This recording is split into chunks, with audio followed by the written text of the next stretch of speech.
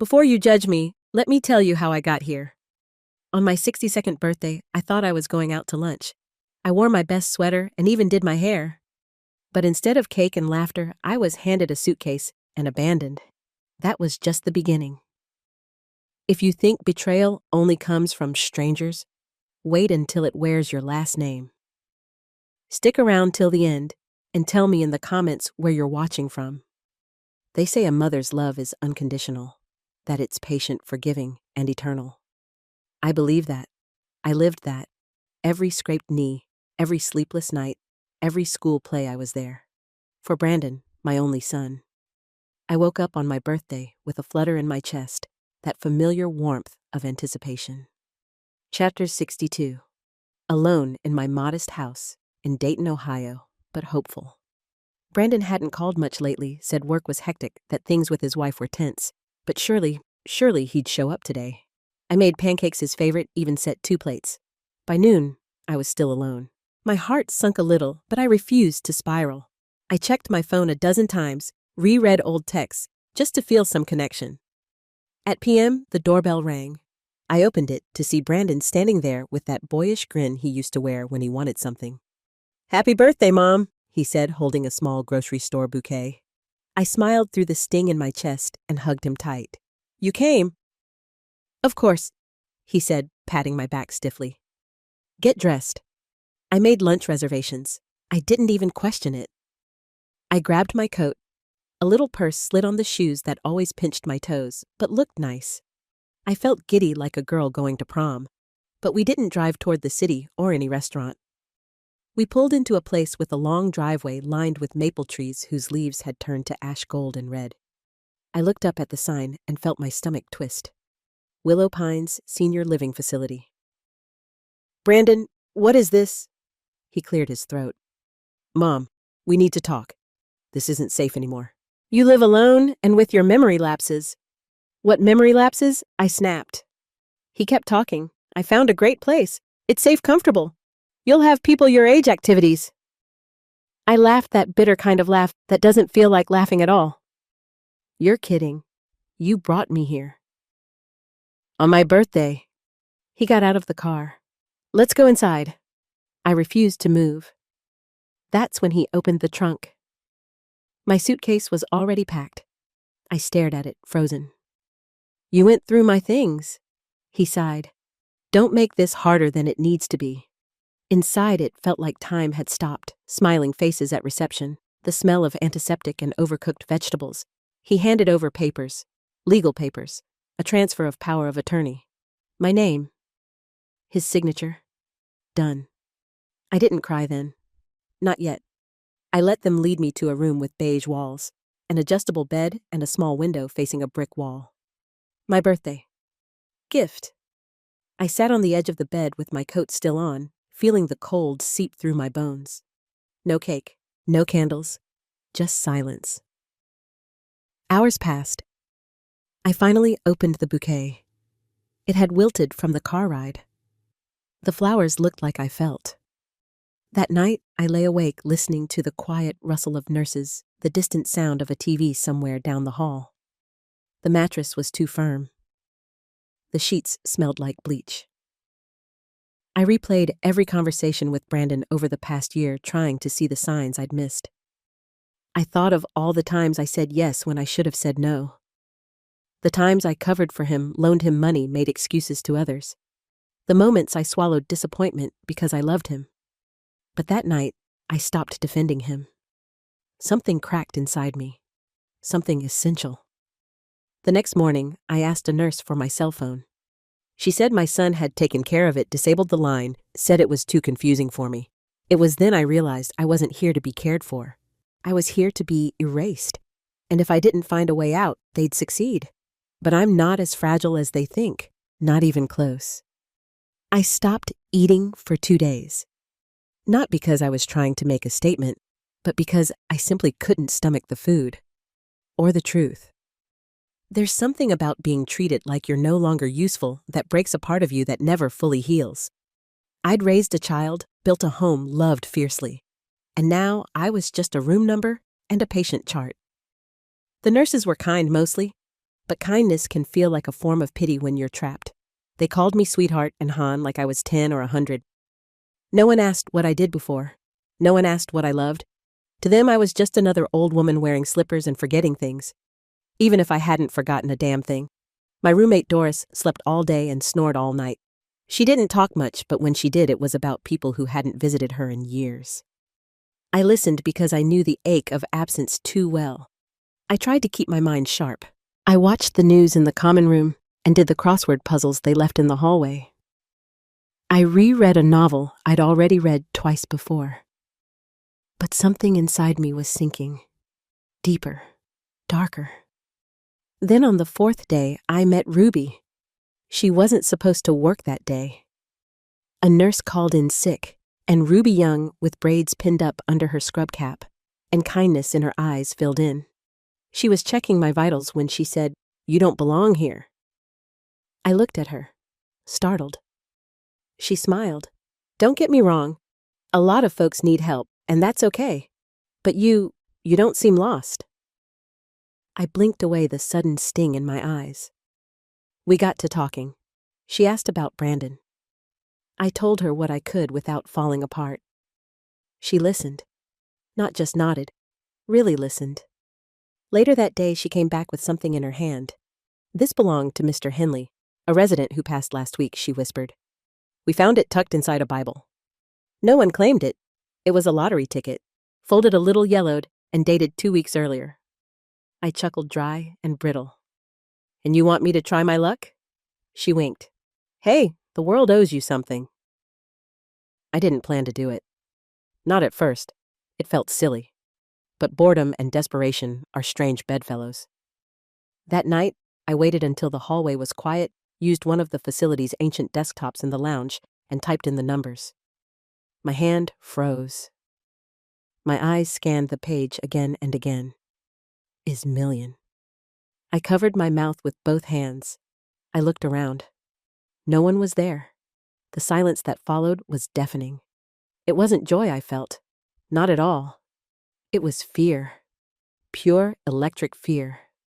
If Brandon found out, if anyone found out, I printed the confirmation, folded it small, and tucked it inside my bra.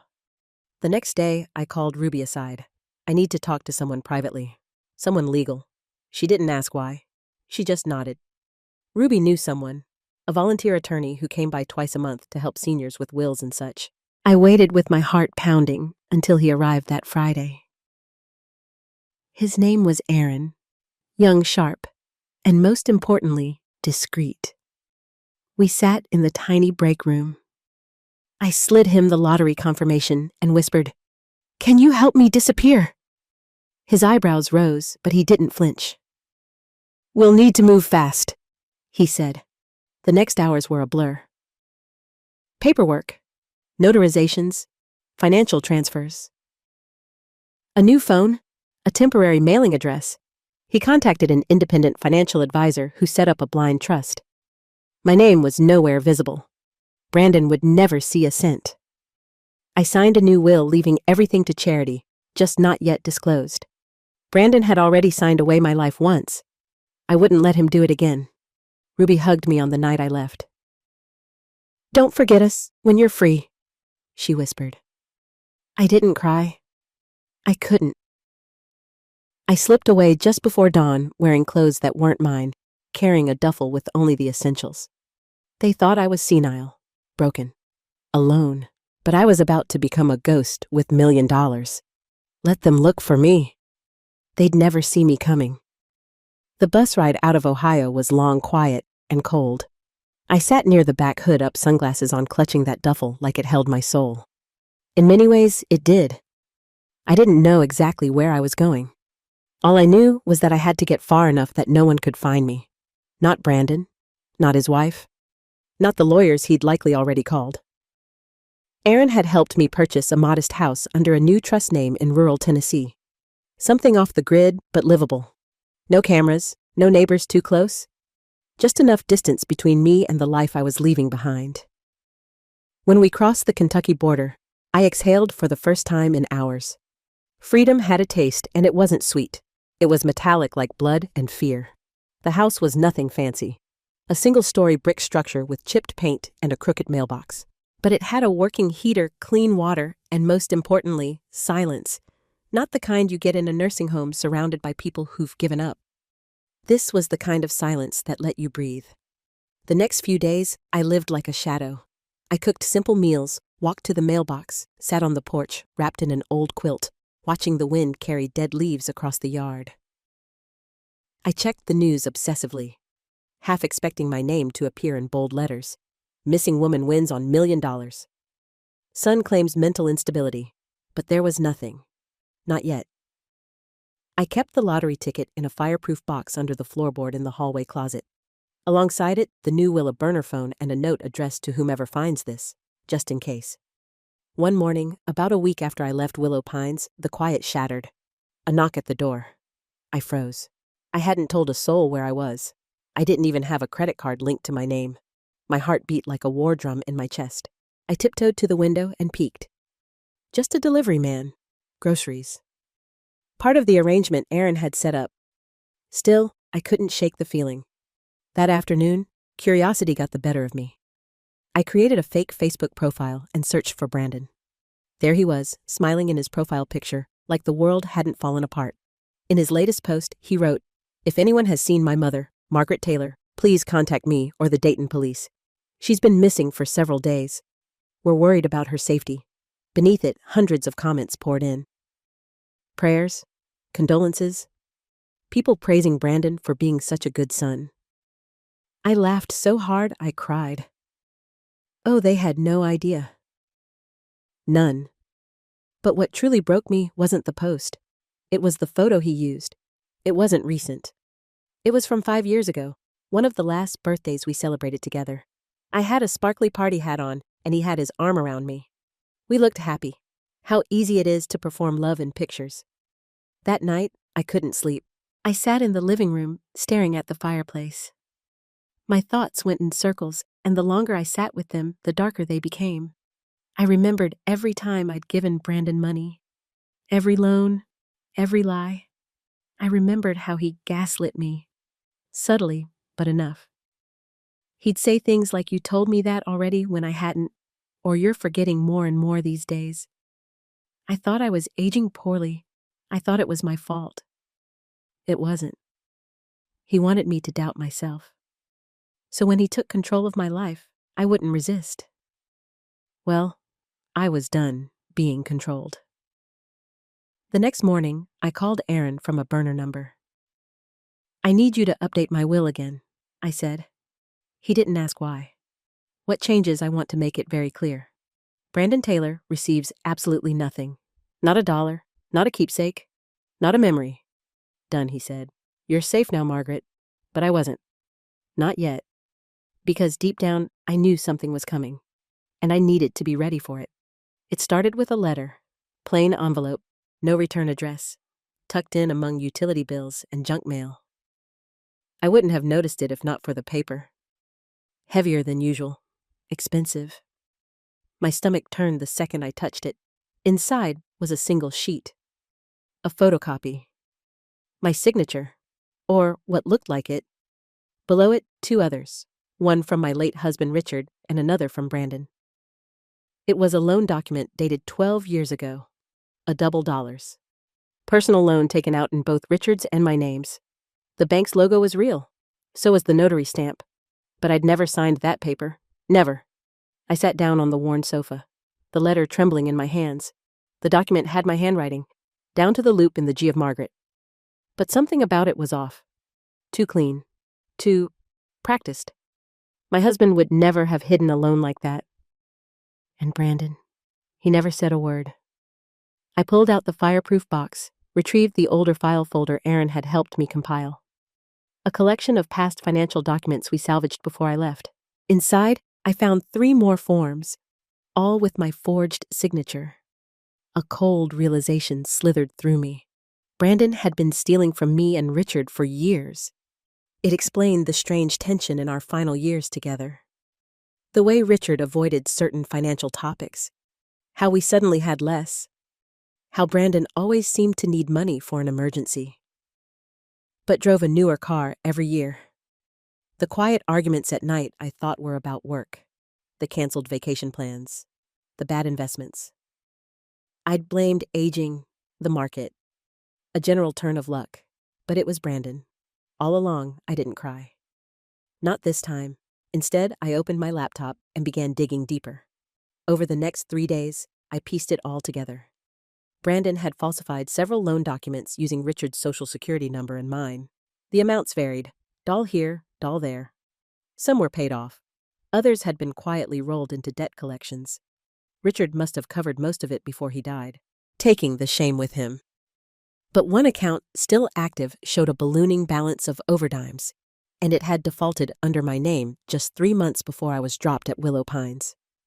I sat in the darkness of that little Tennessee living room, screen glowing in front of me, hands clenched so tight my knuckles ached. This wasn't just betrayal. This was theft. Fraud. Criminal. I reached out to Aaron again. I have new information, I told him. Forged documents? Loans? Brandon did it. I believe you, he said calmly. Do you want to press charges? Not yet. I wasn't ready. Not because I had doubts. No, those were gone. I wasn't ready because I wanted him to feel the fear first. The silence. The not knowing. I wanted him to wonder if I knew. Because the truth was, I wasn't hiding anymore. I was hunting. I began gathering every document I could, every account tied to my name, every old email, every financial notice Brandon once sent on my behalf. I even contacted the old bank we used and requested records under a legal pretext Aaron helped me draft. Piece by piece, the puzzle formed. And what it revealed made my blood run cold. Brandon had taken out a high-interest loan against the small business I once co-founded with Richard back in the 80s. A catering venture we ran from our garage in those early years. He used that LLC, still technically active, to secure a doubler's line of credit. He signed it using Richard's name, 2 years after Richard had died. That wasn't just a moral failing. That was federal fraud. I saved everything to an encrypted folder, backed it up, and printed a copy to store in the box beneath the floorboards. I wasn't sure how long I had, because if Brandon was as desperate as I suspected, and if he had even the slightest clue that I had vanished with millions, he'd be coming for me. Soon. Have you ever looked at someone you loved your entire life and realized you never truly knew them? That's what it felt like, scrolling through pages of documents that tied my son to a trail of deceit so long and tangled it made my stomach churn. The man I once rocked to sleep in my arms had grown into a stranger. And not just any stranger, a dangerous one. By now, I had confirmed everything. Brandon had forged my signature, lied to banks, manipulated my late husband into covering for him. And worst of all, he had done it all behind the mask of a devoted son. But the darkest truth came through a simple search. Buried in a public database with a little help from Aaron's access, I found it. Brandon Taylor, currently under federal investigation for fraudulent tax filings, embezzlement, and identity misuse.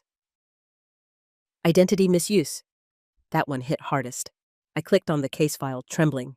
The details were mostly redacted, but the accusations were clear.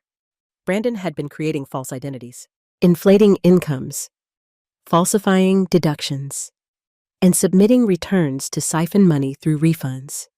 Some of those identities were deceased, some were elderly, some were real people, including me.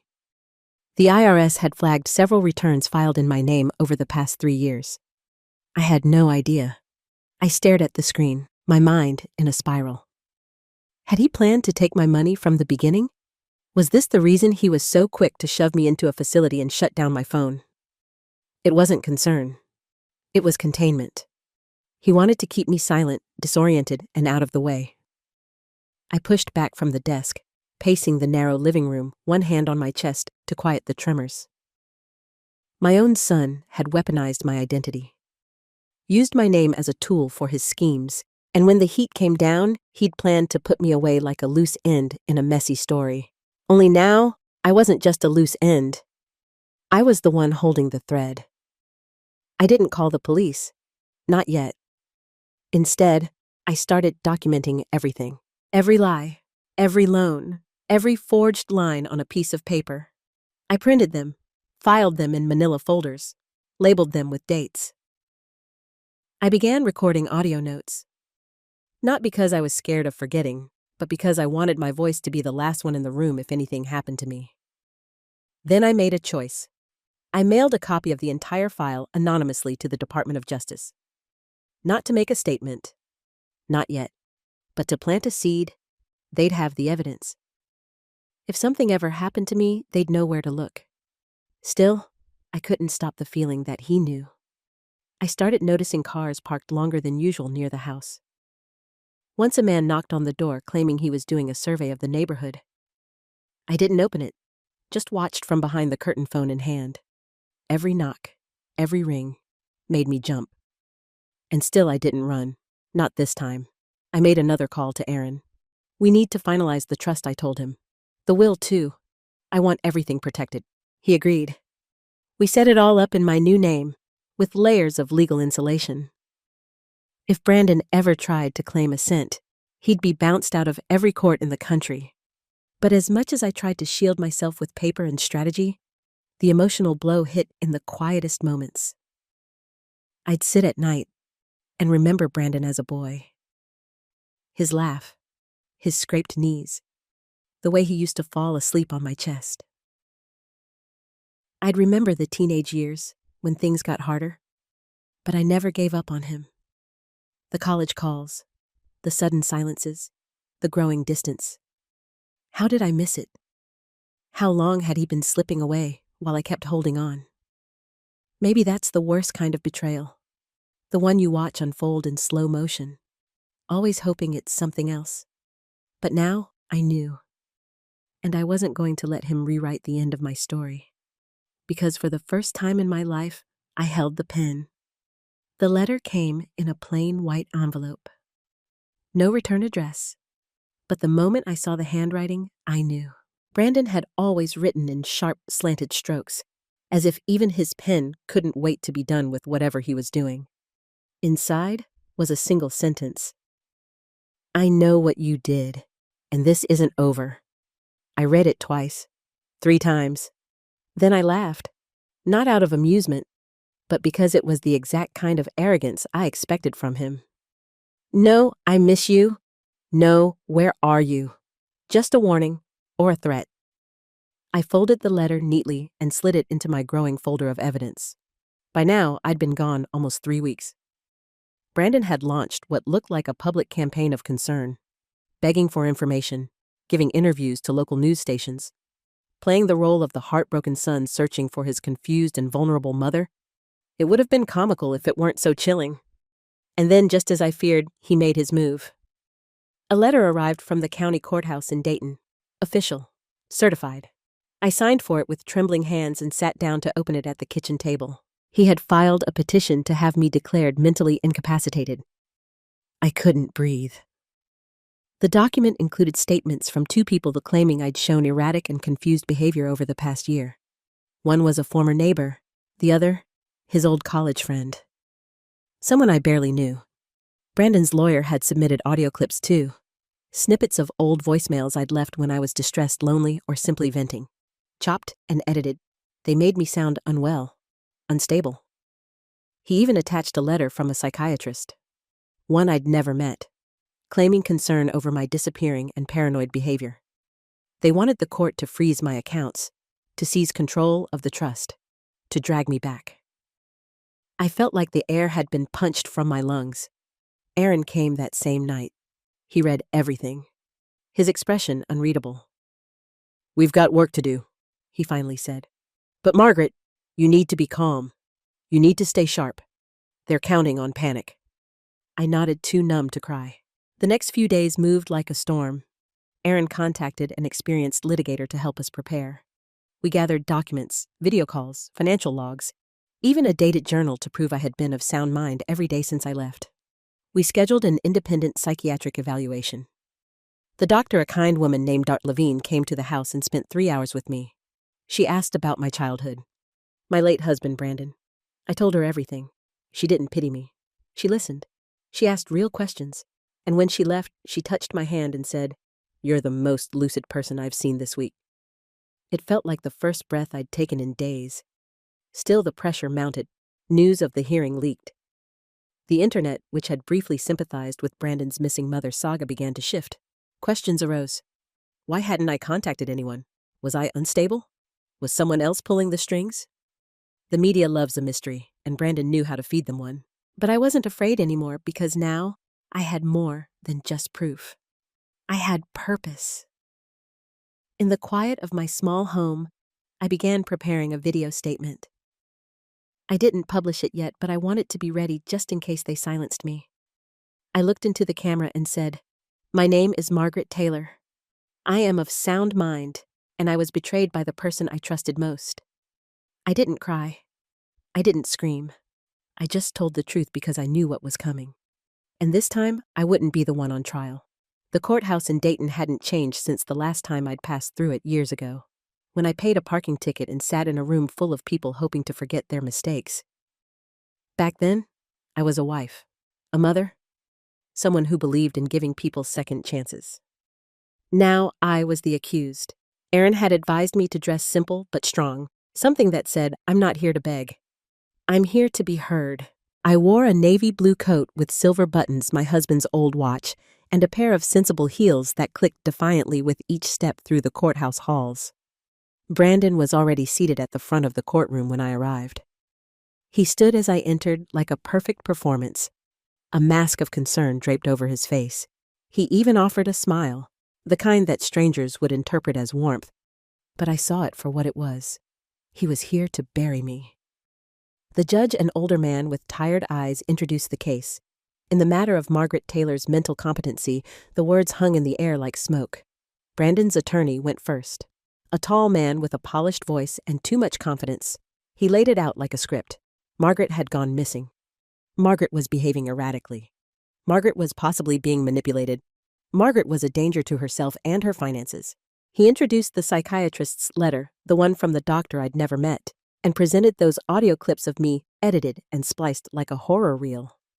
I listened to myself sound scattered, desperate, even unstable, taken completely out of context. I saw the judge's eyebrows rise.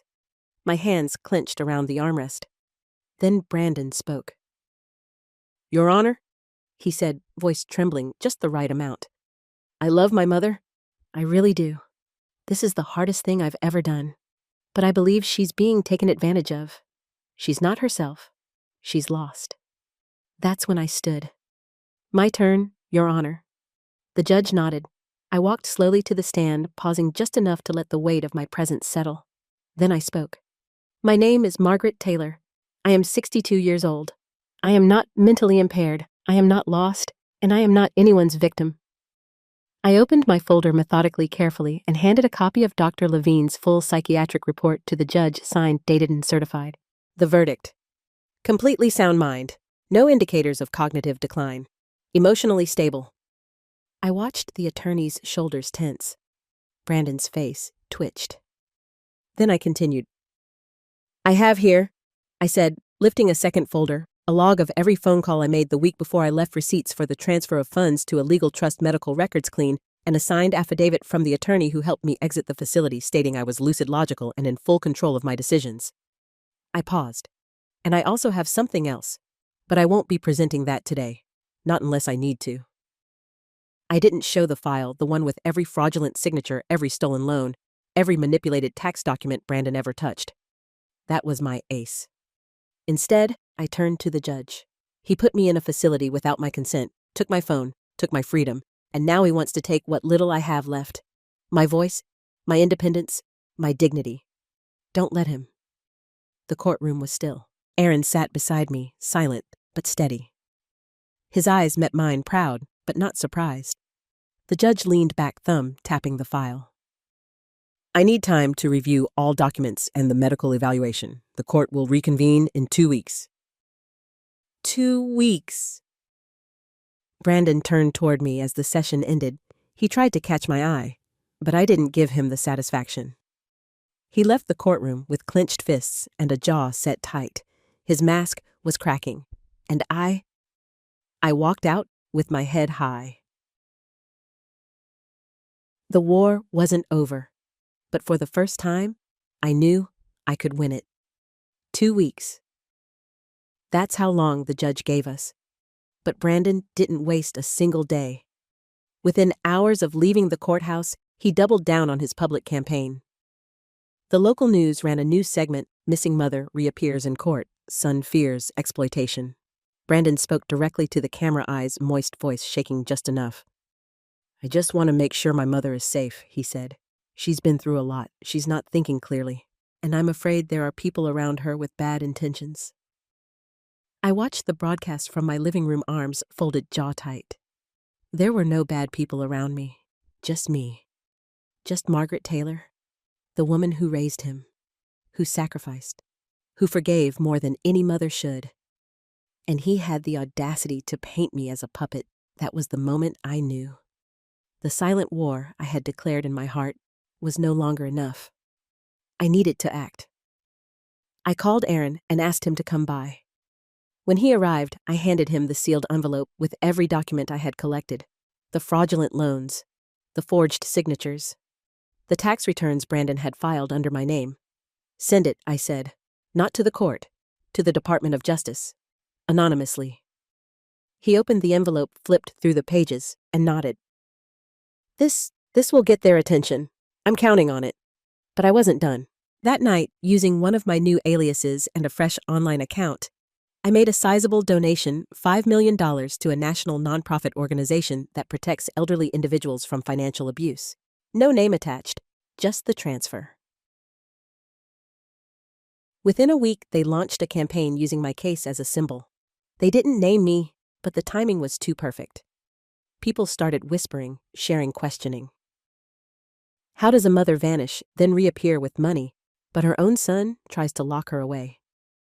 Comments flooded social media. "Something's off with the son. Let her speak. Why hasn't anyone asked her side?" I don't trust him. Brandon's carefully constructed image began to wobble. Then a break I hadn't expected. A journalist from a major newspaper reached out to Aaron. She wanted to hear my side of the story. She promised discretion. No names, no photos, just truth. I agreed. We met at a quiet cafe 2 towns over. I wore sunglasses and a hat. We sat in the corner booth. She hit record and let me talk. I told her about the facility, about being dropped there without warning, about Brandon taking my phone, my accounts, my dignity. I didn't mention the lottery. Not yet. When she asked about the court case, I simply said, "He's trying to take control of my life." Again. The story ran 2 days later. Mother or millionaire? The silencing of Margaret T. It didn't take long for the dots to connect. People online began speculating. Was the missing mother actually the anonymous donor? Was this why her son wanted her declared incompetent? More whispers. More doubts.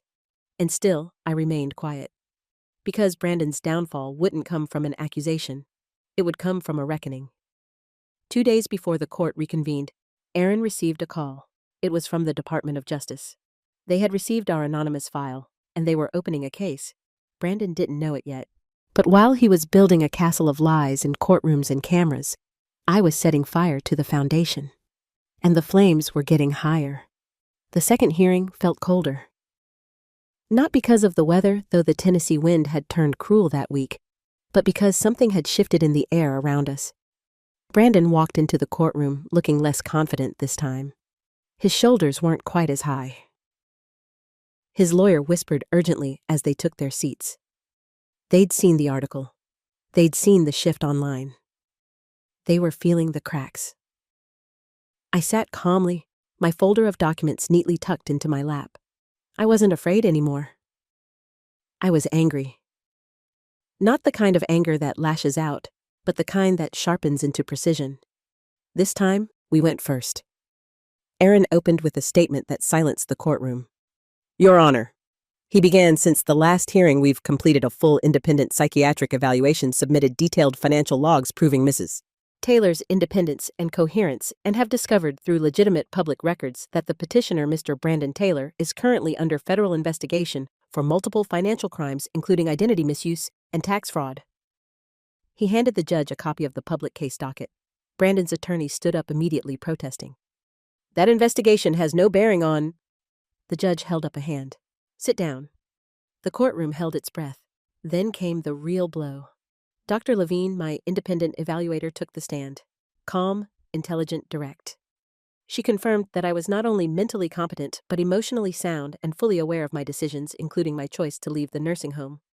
She's not only clear, Dr. Levine said. She's deliberate, thoughtful. There is no medical basis for any declaration of incompetence. I looked at Brandon then. His hands were gripping the table so tightly his knuckles were white. His mask, that carefully constructed facade of concern, was unraveling by the second. Aaron then presented our final piece of evidence, a timeline. It showed exactly when Brandon attempted to seize control of my accounts, and how that perfectly coincided with large withdrawals he made from his own failing business. Coincidence? Hardly. The judge reviewed everything in silence. Brandon was offered the opportunity to respond. He stood. His voice cracked. My mother is sick. She's clearly being manipulated by someone. She wouldn't act like this unless she was confused or unstable. This isn't her. I stood then, and I faced him directly. I am her, I said. Everyone went still. I am the woman who stayed up with you when you had the flu at age 6, who gave up vacations, who pawned jewelry to pay for your college classes, who cooked your favorite meal even when I couldn't afford groceries for myself. I am her, and you left me in a facility like I was nothing. I turned to the judge. And now, Your Honor, I ask you to let me prove that I am not nothing. The judge leaned forward, steepled his fingers, and spoke slowly. Mrs. Taylor, based on the overwhelming evidence provided your psychiatric evaluation and the inconsistencies in the petitioner's claims, I am dismissing this case. Your financial accounts and personal autonomy are fully restored. This court recognizes you as competent and independent. I didn't cry, but my hands trembled slightly as I picked up my papers and walked out of the courtroom. Brandon didn't say a word as I passed. His eyes were wild, not with anger, with fear. He knew it was over, at least this part. But what he didn't know was that while he'd spent weeks trying to prove I was unstable, I'd been building something far more powerful than a defense, a legacy, and I wasn't done yet. The phone call came just after midnight. Aaron's voice was tense but steady. It happened. The DOJ opened formal proceedings. Brandon's name is on the docket. I didn't speak. I just sat there in the dark, staring out at the wind shifting the trees beyond my window.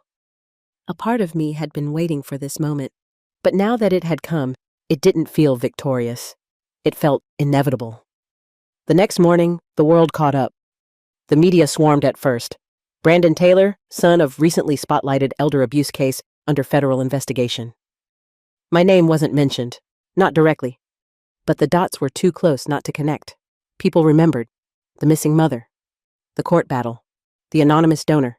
The frail woman who disappeared but stood strong in court weeks later. Now their perfect son was unraveling, and they wanted to hear from me. I stayed quiet for 2 days, turned off the TV, ignored the phone.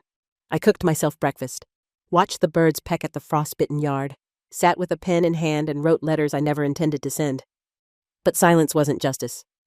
It was time. I reached out to Sarah, the journalist who had met me in secret weeks earlier. I told her I was ready to speak this time on camera. No aliases, no more shadows. We scheduled the interview for the following Friday. National news, full feature. She asked if I was sure.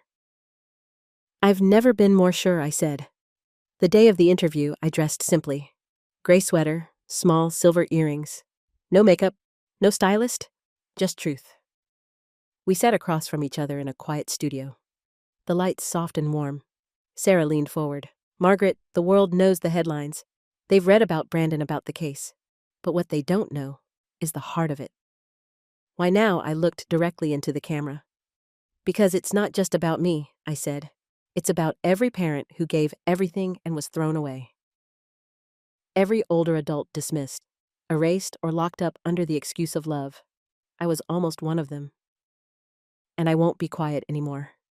Then I told my story. The nursing home, the lottery ticket, the lies I uncovered, the file I sent. I left out nothing.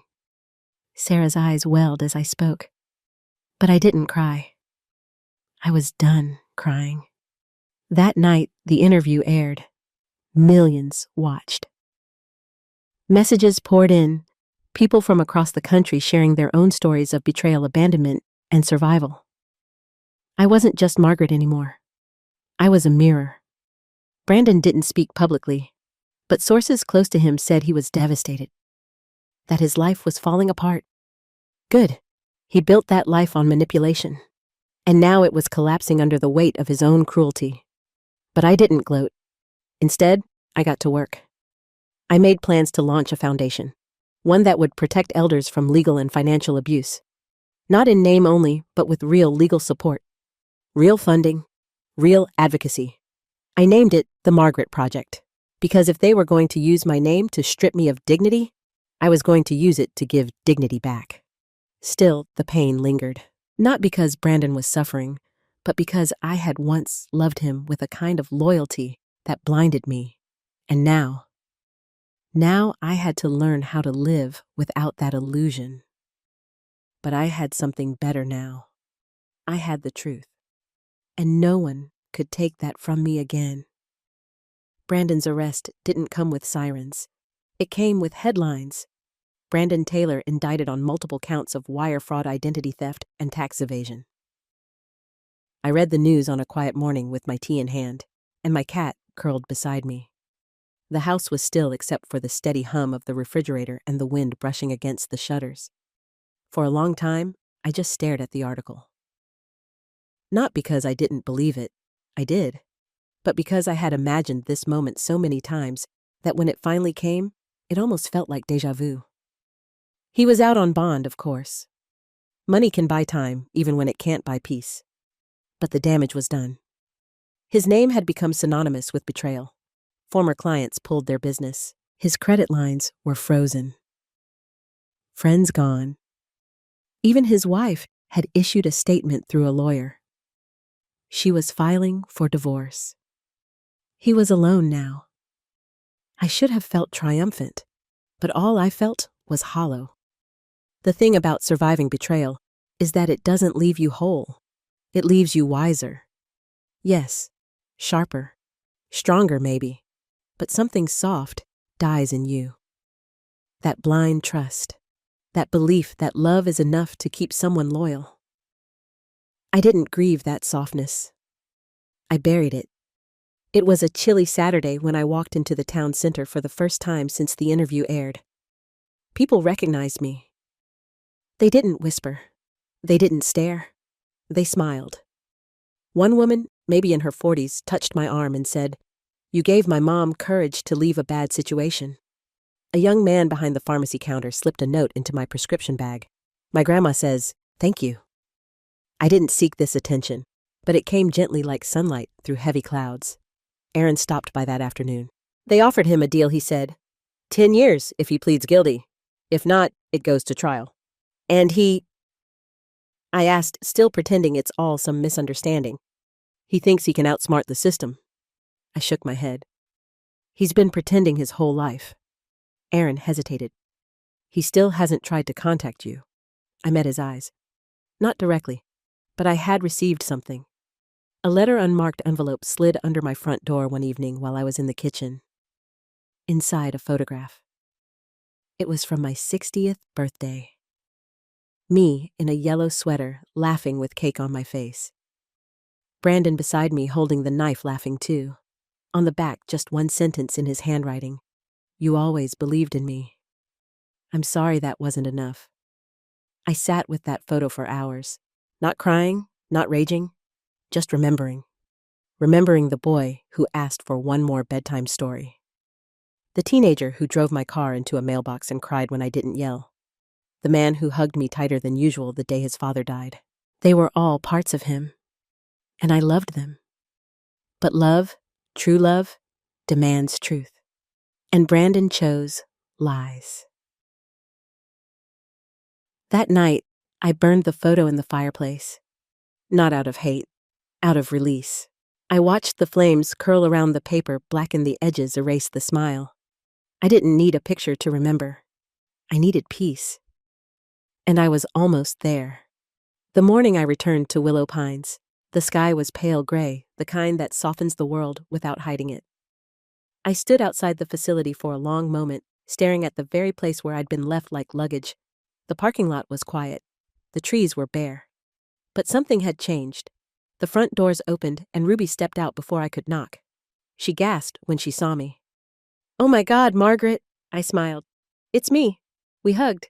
Not politely, not briefly, but like two people who had both survived something. Her arms were warm and I realized how long it had been since I'd felt safe in someone's embrace. Inside, the place looked different. The floors were freshly waxed. The lights were brighter. The common room had new books, a better television, and real coffee brewing in the corner. "I heard what you did," Ruby said, leading me to a quiet bench in the hallway. "The donations, the interviews. Margaret, you changed everything." "No," I said. "I just stopped letting people decide who I was." We walked the halls together. I visited Doris's old room.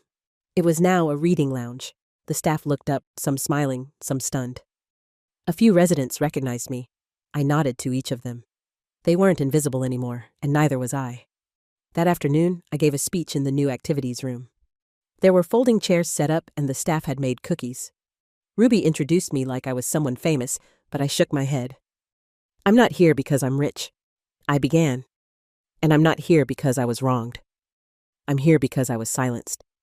And I know how many of you still feel that way." Every pair of eyes watched me. Some welled with tears.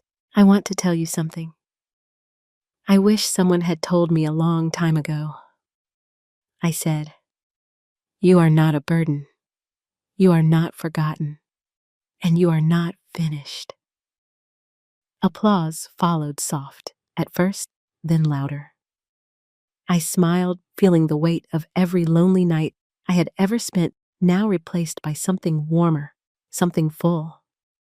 When I returned home, I finalized the trust. The Margaret Project would become a national organization offering legal and financial advocacy for elders in danger of being exploited. We'd hire attorneys, launch hotlines, build partnerships with senior care facilities and courts. Brandon. He took the deal. 10 years. He tried to send another letter. I returned it, unopened. That chapter was closed. I spent the final days of the year writing letters to every person who helped me.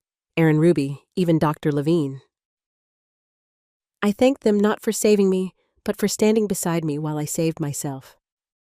And then, on the first snow of January, I did something I hadn't done in decades. I wrote a letter to myself.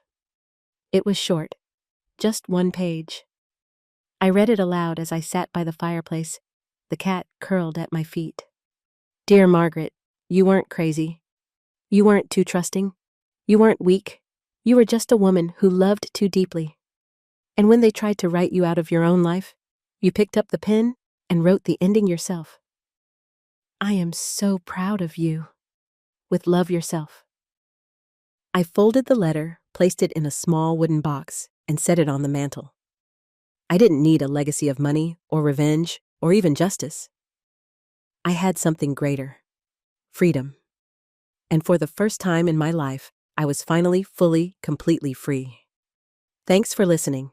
Don't forget to subscribe and feel free to share your story in the comments. Your voice matters.